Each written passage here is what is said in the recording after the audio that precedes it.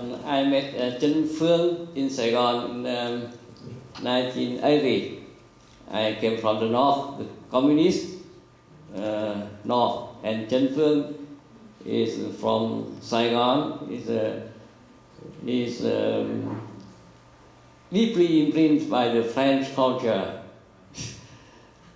but we make friends very easily because we love poetry. And after I was in prison, Trinh Phương went to the US and live in Boston till now. And after 30 years now, we met again. And when he heard that I will be here, he decided to fly from Boston to meet me and meet the French poet. And Trinh Phương will read his poem.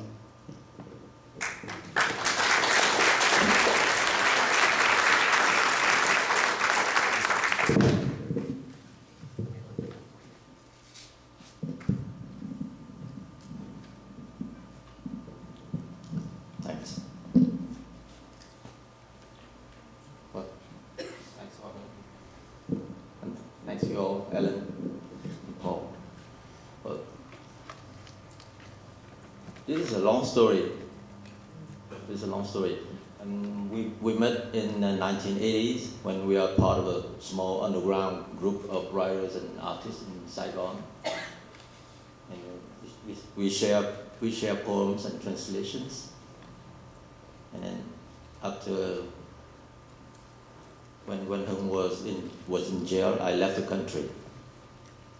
And we met again in the United States. That's like a little miracle.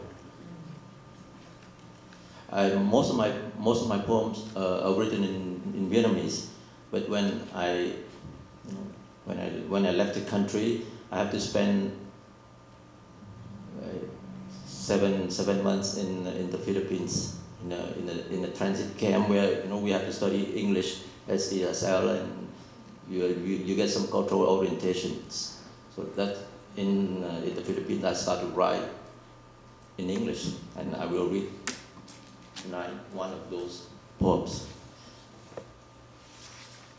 It was a time when Marcos was just overthrown, and the country was, they started to publish poets who was jailed or killed in the prison by the Marcos regime. So I started to make acquaintance with some Filipino poets, and this poem is from that time.